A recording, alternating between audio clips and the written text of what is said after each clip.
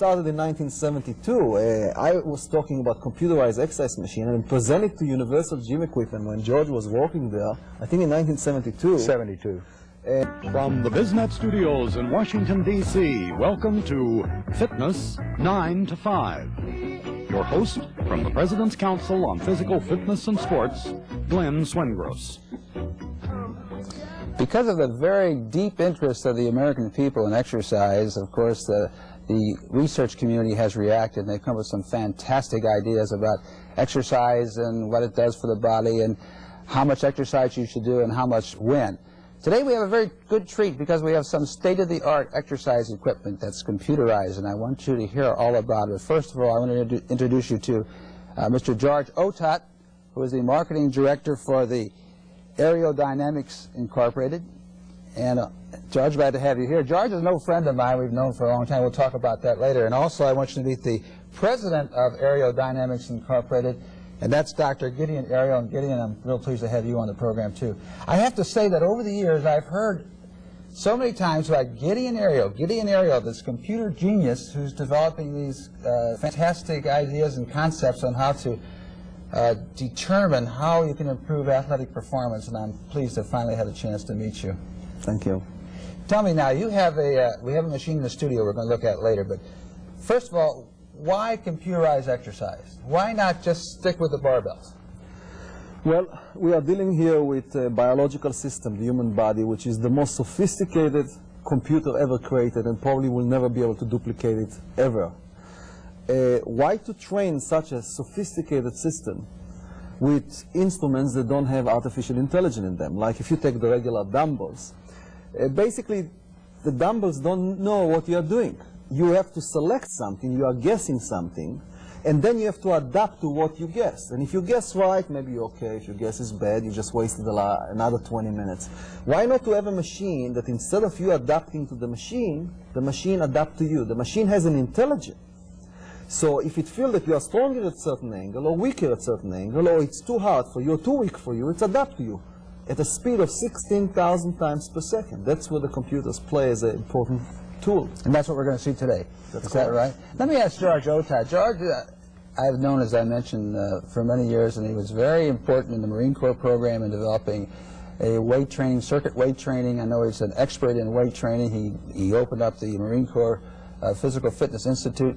George, you've seen exercise for years. What do you think now about the computerized exercise programming? Is it going to take it away from the instructor? No, it won't take it away from the instructor, but as Gideon says, the computerized exercise machine is the state of the art, and with this machine you can do so many things that heretofore with barbells or with machines we have never been able to do, and it will open up new parameters in training for the athlete, for the purpose of general fitness training, for rehabilitation. So many new things now that we're going to be able to do with this machine. It won't make weights obsolete. Weights will still be around, the free weights in the machines, but this computer machine is going to take over a lot of what these other instruments have been doing. Well, Gideon, is this still in the conceptual stage, or are we going to see a prototype? The industry will go on the same route. Rolls-Royce would cost today 10 cents and will go 10,000 miles per gallon. Well, that's what happened with computers. Today, the computer that's running our machine costs $200. It used to cost $7 million. Well, that gets back to another point now. Are you the one who designed this? You're the computer genius that I've heard about. Where did you pick up this idea? Is it because of general computing work that you are in? Well, I was myself an Olympic athlete, and I always used to train with free weights, and I trained with Universal Gym Equipment and with the Nautilus equipment, with this kind of equipment, and I always found that there is a certain deficiency, and everybody realized if you train on this machine. If I want to do an exercise where I'm lifting my arm to the side, for example, I can lift near my body about 150 pounds, but there's no way in the world I can keep here 150 pounds. So if I have to do this type of an exercise, I always throw them up. Oh yeah, then you use inertia. That's the problem with the machine. You're just throwing it up and you're costing. Well, also, what if you take less weight? Instead of taking 150 pounds, you take only 75 pounds. Now you can complete the motion, but you're wasting all this range of motion. Wouldn't it be nice to have a computer machine that if the computer sense that here you can do 150 pounds, it's assign you 150. If here you can do only 125.67, that's what it's assigning you. Therefore, you can train you throughout the whole range of motion. There's no other machine today in the world that can train you throughout the whole range of motion and assign you the proper amount of weight. Has the United States Olympic Committee heard about your machine? Of course, and in fact they purchased 2 of the machines. So they know that for Olympic athletes to train on this machine, it might be the answer to the problem that we have with anabolic steroids. We find through preliminary research now that utilizing intelligent machine can replace the chemical warfare that we're dealing today, which so-called anabolic steroids. Now, let's see, can you go back and do some investigation? For example, I went to college with Al Orter, the great shot putter who repeats and repeats and repeats. Could you go to a person like that, analyze his strengths, and then say this is a profile of what strength you need to be an Olympic type of shot putter? It's interesting that you're mentioning Al Orter. I competed against Al Orter in 2 Olympics, and of course I can't throw the discus anymore. But Al Orter, just last year, threw his best in his life at the age of 46 or 45. I did work with Al Orter before. We analyzed his movement, and we found out that Al Orter never achieved his maximum when he was 26, 28, 30 years old. Also, Al Orter today, even though he's 47 years old, biologically, he's probably 25 years old. Just last year, he threw his best. So with this technology, utilizing a computer technology to analyze the human body from biomechanical point of view, from physiological point of view, and then it's not enough just to give them the diagnostics, but having a computerized exercise equipment that will help you to achieve your maximum. You marry these 2 things together, and you will have an optimal athlete. I know that you were a member of the Israeli Olympic team in 1960 and 64. And that's where you competed against our. That's correct. Now, George, let me ask you, you've done a lot of work with corporate fitness, and a large portion of our audience are businessmen and businesswomen. Do you see a place for this machine, which we're going to take a look at in just a little bit, in the company programs? Yes, I see two places for it really in a corporate fitness program. One, obviously, is for diagnostic and evaluation at the corporate fitness center, general health club use. Another one, and I think is very important, is for assessing the physical parameters that's required for job-related tasks in business and industry. I know the Air Force and the Army are now doing this. In other words, what kind of physical requirements are needed to lay an airfield, a temporary airfield. The people have to pick up these large panels of metal and set them out on the airstrip. They have to bend over, they have to lift. This is called a job-related task. Now, in industry, there are many there's a lot of physical work you have to do. With this machine, you can identify the physical requirements of any number of physical tasks and find out what the people need, the kind of training they need to make them more efficient on the job. Let me ask Gideon. Some years ago, the telephone company here in Washington, D.C. came to our office and said, now we're going to have women working with the telephone on the lines and not in the trucks. And they wanted us to design some exercise to make them stronger so they could get the ladders up on the side. Now, could you take that skill and determine how strong you have to be to do that? That's the whole question of a biomechanical analysis on the job. And after you define the parameters that consist, that is the constitute of a particular job, that's where you can assign these people a particular tasks on the machine, and you know if they are prepared for that or not. And then if you have a printout from a computer, is it a number printout? Is it a line drawing? Any way you want. Since it's a computer, you can have a graph, you can have a statistical printout, you can compare it to the national average, you can compare it to the people in the world or people in the particular company. You can see how the person progressed, or if the person took vacation and didn't do much, did he digress in his training, and so on. Now, in weight training itself now, will the computer help a person who is an Olympic athlete in weightlifting, let's say, to increase his strength by being analyzed on the machine and then go back to the straight weights again? I'll give you a real case instead of prediction. Let's take the women volleyball team, the Olympic volleyball team for women, which are in our research center in California.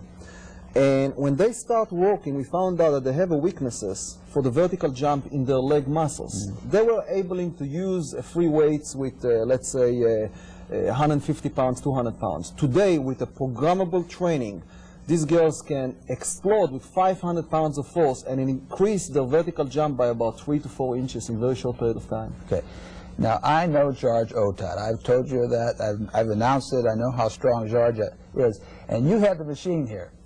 How about if we go over and take a look at it, have George get on the machine, and you show us what he can do? Because I don't know. Can you tell us exactly how strong he is? Oh, yeah, precisely, in every angle, in every time. George, your time has come. Great. This is it. Gideon, we got George in place. We got you in place in front of the computer. Let's see how strong George is, or show me how this works. Well, basically, I have George, all his profile for the last 6 months that he's doing exercise on this machine, on this little floppy disk. That's what it boils down to. Is that all there is, huh? Yeah, and he can live with that the rest of his life. Okay. Maybe his children, after he's gone, always will have to be able to check how strong. Poor George, I knew him father well. was. Right, okay. You insert actually the floppy disk in here, and everything is going on from there. However, I'll put it in a manual mode, so we'll be able to go step by step now. Okay. So I just push here one key, and the computer will tell me that he has no diskette in this case because I'm on a manual mode. And then the computer will ask me, well, which exercise you want to do? You can have a lot of exercises here. Like on this machine, which is one of many, you can do bench press, and you can do sitting press, and you can do curl. Well, let's start with which exercise, George? Sitting press? Sitting press, sure. Okay, so if I select the sitting press, which is number 2, you will see that the computer will ask me, well, how you want to exercise, to control the speed or the velocity, which is very important for athletes because you want them to accelerate. Or to control the resistance, which is also very important. Maybe I want to put here 200 pounds and here 150, and here I can put anything that I want. You can't do them both at the same time? Oh, I can. Oh, okay. Also, it will interact with each other. All right. Or I can assign him amount of work, foot pounds. Let's say if you want to do an aerobic type of exercise or endurance type of exercise, I can simulate a marathon running on that. Well, he will never sustain that. Or I can run a fatigue exercise. Well, let's select first the variable velocity, which is number 1, and the computer will ask me, well, at what velocity? Well, I can start at 25 degrees per second, going to 15 degrees per second, and then I'll give him 6 repetitions, and his range of motion 16. Well, ready, George? Put it in a comfortable position. I'll put here B for begin, and it will take about 4 seconds for everything to initialize here. When you hear the tone, you will hear it in a second. Go as hard as you can. Go, George. All the way. You just did 87 pounds. Now you did 150 pounds. Keep going. 189 pounds. He's extremely strong. That's cumulative. No, it's not accumulative. Each one, but the work is accumulative. I got you. Okay. Okay, yes, another one. Okay, that's the last one. Okay, let's not move the bar here. George. And now what it showed me is very, very interesting curve here. Before, you saw what he did every repetition. In fact, let's go back to the repetition. I'll go back to the repetition here. That's what he did every single repetition. And the blue one is the average force.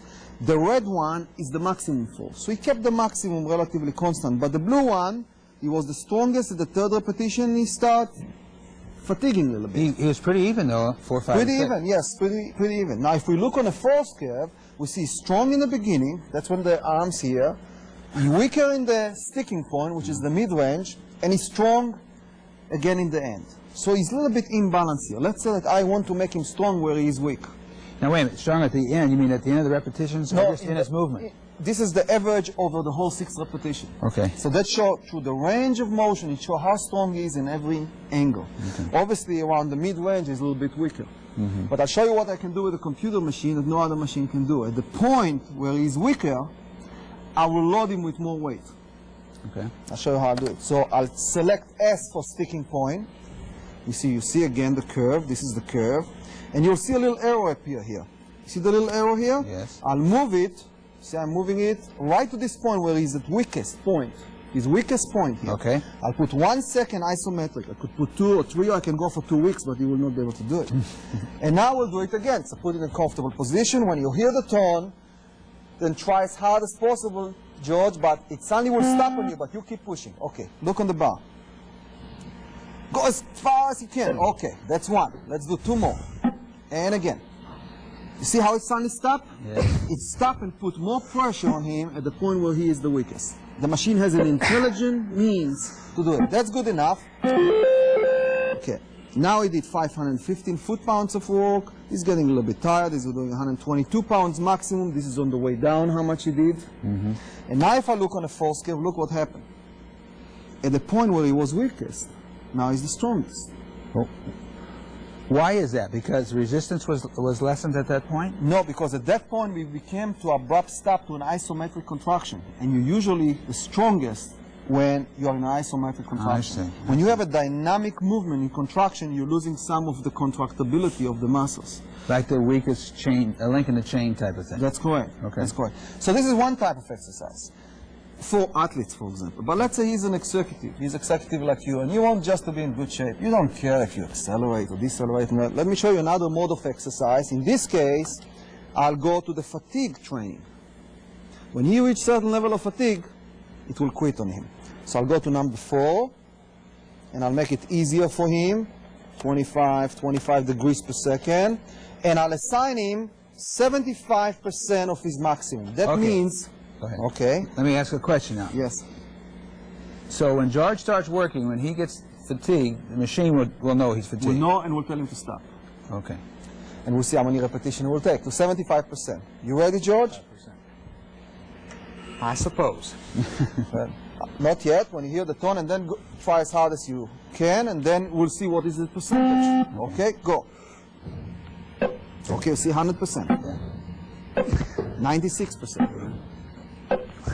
86%. 95. It's back up. You see, the force is higher. 91. 86. 82. He's getting fatigued. 86. 78. You have 3 more percent to Oh, go. he's aggressive. Okay. That's easy. Okay. That's very good. It took him 11 repetitions and 28 seconds. And if I'll take his heart rate now, you'll see that he's probably 150, 160. He did basically an aerobic type of exercise. Okay, now he got stronger at points. I'm not going to ask George right now because he's breathing too hard. Is that mostly psychological determination? He's trying to go tougher? Yes, what we found out that there is a lot of psychology here. In fact, I can assure you, if I just would turn it around, obviously, usually you see what you're doing. He doesn't see what he's doing. But we found out among subjects, when they see what they are doing, tremendous visual feedback. They're going as hard as possible, but obviously you cannot go forever. Sometimes you start fatiguing. So he probably could go 10 more repetitions if he could see the screen, if I just would turn the screen so he can see it. I didn't know George was in such a good shape.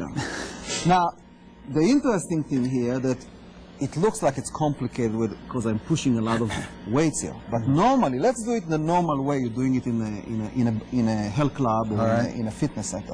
What I'll do, I'll go out of the program and I'll insert his own diskette. I'll take his own diskette, insert, and we'll start from scratch. So, take the diskette, I like put that it in, flourish. push enter, it will come with his name now, George Otat. We even don't remember what his first exercise. Maybe he remembered, but the computer will tell us what his first exercise. In fact, I'll tell you because you cannot see now the screen. His first exercise is the sitting press. Now, George, just move the bar half an inch up and down for the beginning and put yourself in a comfortable position. And he has 5 repetitions. That's all automatic. Okay, as hard as you can. Okay, that's 143 pounds. That's the second repetition. This is the work, accumulative work. Okay, over 600 foot-pounds. Now it's 700 foot-pounds of work. Let's show how much it does on the way up, and this is how much on the way down. One more. Now when you finish that, you'll see a very interesting thing.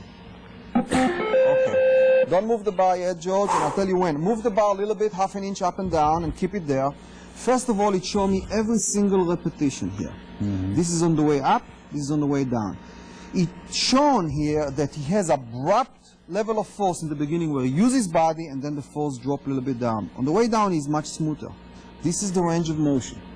See, that's something unique, too, that normally you don't think of someone pulling the bar back down. Correct. What our philosophy is that you work the joint balance between flexors and extensors. We don't like you to work only one side of the joint. We want you to work balance between, because also you immediately see if you are out of balance. He is out of balance. Look on his extensors versus flexors. I've always thought that. Yeah, but that is. Let's move the bar half an inch up and down. Now you see a lot of statistical information that there is no reason even to go in, but for the rehabilitation field, it showed the peak force, it showed how long he held the force above certain level, it showed how long it took him to reach certain level, it showed him what was his fatigue level. Well, it was 75%, the last repetition versus his maximum. Let's move the bar half an inch up and down, and now you'll see interesting thing. That's what he just did. Now, that will compare him to what I want him to do. That's his program, that's his ideal, and that's what he did yesterday. So you always have a visual feedback between this date and today and where I want him to be. Well, George has a long way to go yet, as you see here. Well, now, let me ask you a question. You have it on the disk, but you have a roll of paper over here. What is that for? Yeah, I can print it, so if I want a copy of it, I just will put C for copy, and the printer right away go. In fact, some of his previous diagnostics is here, and here you see his force on the way up, the force on the way down. It gives me a statistical information of the forces up and down, and it compares me to some previous performances. Let me ask you a question, Gideon. Usually what I've been led to believe, and always thought was true, that you only work out with the resistance machine like every other day on the same group of muscle. Is that the same with this machine? Here you can change it. Every date it can assign you a different level of weight, can assign you different kind of exercise. Like for example, if I'm pushing now, just have to push the bar here and it will go to the next exercise. In fact, it will tell him the next exercise is curl. But that doesn't mean he's going to do the curl. On Wednesday, Friday, he could do curl and sit-ups and bench press and leg extension flexion, and on another day it could be different type of muscle groups. How about having him do the curl? I'd like to see it. Let's do the curl. That's the one. You have 3 seconds to set yourself in position, George. So, assume comfortable position. Obviously, he doesn't see it. Ready? Move to the starting position a little bit higher, a little bit higher. No, a little bit lower, sorry. That's it. You see, he didn't see it because of the screen. Right. Okay, go. All the way up and all the way down to the beep. That's it. 87 pounds versus 77. Now it's 143 pounds, 133 pounds. It's much stronger on the way up compared to the way down. That's the last one. Okay, interesting thing here, that his maximum is way, way higher than his average. And the reason is that in the beginning, he put the whole body into it. So he can produce over 133 pounds. I don't quite understand, though. How much weight is on that bar when he first does his curl? Is that 130? Well, we'll look. Let's look on it. We'll look. Obviously, the first force that he produced is the highest. And you want to know exactly what the value of this force. So we'll go to the average curve. We'll go to the next one. And it will show me exactly what is highest level. It's close to 120 pounds in the beginning. And near the end, it's about 80. And the red one is the one that he did yesterday. Now, you saw sticking points in the overhead press. Do you see that in the curl also? I see it here too. Like if I will give him now a curl, I will stop the bar right at that point. So you will put a maximum contraction at the point where he's weakest. Physiologically, can he do that again tomorrow, or should he have a day of rest? On this machine, we find out, since the machine adapts to you, we have people that like to train every day. We have people that like to train 3 times a week. We have people that like to train 20 minutes 3 times a week. We found tremendous progress in all cases. I must say that the best progress we get when people train on it on every day. However, if you train 3 times a week, even 20 minutes session, we got fantastic progress, which uncomparable to any other modalities. What else can you do on that? Well, let's see what is the next exercise. In fact, the computer will tell him what is next exercise. The squat. Okay, let's go to the squat exercise. When you hear the tone, in fact, the computer remembers his range of motion already. Assume comfortable position, it say. And then you hear, okay. And high. Okay, 213 pounds. 294 pounds. See, with regular weights, you couldn't change. Here, 360, so it's getting strong. It's warming up. That's exactly how much he lifted that Yes. time? It's not cumulative. No, it's not accumulated. Oh, I see. And at some point, it will go down. So apparently, you'll see that every time you push the bar a little bit harder and harder. And when the computer senses that he's stronger, it's immediately adapt to him. George, let me ask you a question, because you got stronger at the end. Were you, just because you're on camera, were you just kind of holding back a little bit at the end so you wouldn't go downhill? I tried to make each one stronger than the previous one, until I tried to reach a peak right at number 5, because I knew I was doing 5 reps. So I did that on purpose to show how it does go up. I see. But let me Because show I was you. wondering why his performance increased when I would think he'd be fatiguing. Well, because he didn't want to go into the squat without warming up and go all the way. Yeah, I but see. he could do that. However, I can give him an exercise where he cannot do it. Like if we get out of this exercise, again, I can see, you see how, by the way, it showed that his knees now is opposite than his arm. He's strongest when his knees are completely straight. He's weaker in the beginning, from 120 pounds to 360 pounds. However, let me give you an exercise that he cannot do what he just did.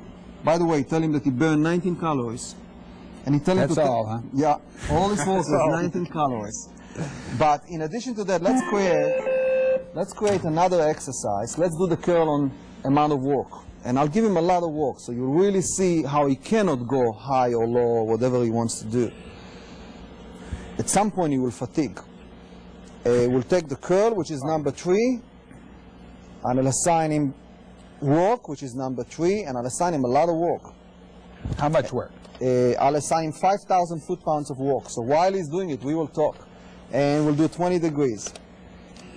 Now, I don't care how he's doing it. In the end of this exercise, he's going to feel it. Okay, ready? I suppose. Go. Okay. Now, he might go high in the beginning, but you'll see what happened. 94, 126. Now this is a cumulative number here? No, this is the amount of force. This is the amount of work. He has 4,000 more to go. Oh, you're trying to cut it down to 0. That's correct. He knows Okay. he has 5,000 foot-pounds of work. He's 112 already. Remember he was 140? Well, let's see what he will be in the end. He has 3,500 more foot-pounds to go. It's already 25 seconds. I don't think we got enough time in the show, Dave, to get all that 5,000 pounds. In fact, he's working hard. He's working very hard, which means it could be an aerobic exercise.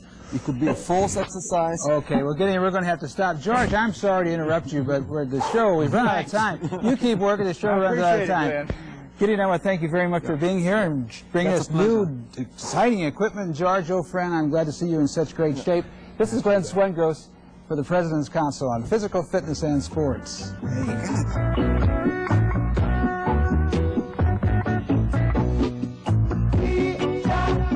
This has been a presentation of Biznet, the American Business Network, a service of the United States Chamber of Commerce.